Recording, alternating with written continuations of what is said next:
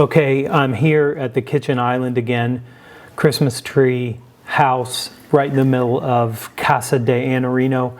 My wife was in the basement wrapping Christmas presents yesterday. Son's in the basement with friends right now, which means I had to find someplace to shoot, and believe it or not, this is the best place right now. Better than my office. It's just a blank wall, no books, bookcases being installed, so hang in there. We'll have the backdrop or something like it soon.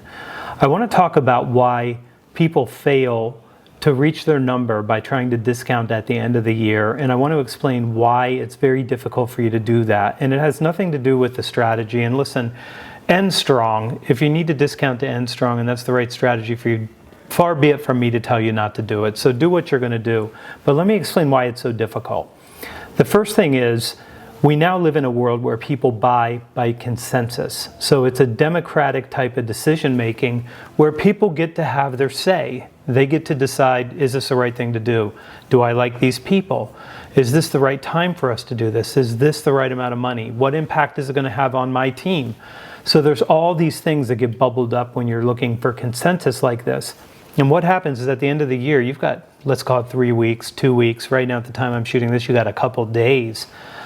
They can't say yes because the people that they need to say yes aren't there. Some of the people are on vacation. Some of the people maybe haven't even been brought into the process yet. And the truth of the matter is, if you didn't start bringing those people in October in some cases, or maybe even earlier than that, you're not going to have them on December 26th or 27th. That's not going to happen. It's difficult for you to do that. They're on vacation. You can't get them. So that's the first reason. You can't get a consensus sale without consensus. And if you need consensus, the discount's not going to do anything for you. They're going to say, I'd love to take the discount, still can't give you a yes. Okay, the next thing, time constraints. Your clients run out of time. They have initiatives, they have things that they have to get done at the end of the year, and they literally can't give you their time. And I'll weave this in with another concept. They have their own priorities. If the initiative that they are working on with you was a priority, you might be able to get it done by the end of the year. But for most of the things that we sell, the truth of the matter is January's fine, February's fine, March is fine. I know I'm giving up a quarter of the ROI in the next year, but I can live with that because I've lived with things the way they are for a very long time before you got here. That makes it very difficult to get a yes when you show up and you say, listen, I know you have other priorities, but prioritize this and I'll give you a 15% discount. It's not enough for them, and it's not going to motivate them to move. And remember, no one decided to buy from you because you gave them a discount, and they're not going to be motivated to buy for a discount later on. They're trying to get an outcome, and specifically a more strategic outcome. Okay, the last one here. Most people know you're going to give them the discount anyway. So you say the discount's going to go away in January. Unless you buy, you're not going to get the discount. And then March comes around and your savvy client with a purchasing department looks at you and says, look, it's the end of your quarter. I can do it in this quarter, or we can push it off another couple months. You promised me a discount then, give me that same discount now because you promised it. So sometimes that's what happens when you promise something like that. You make it reasonable for people to expect that that's what they can get in the future. Let me give you a couple better strategies. My first and my favorite would be to have a 10-month year. So a 10-month year, not easy.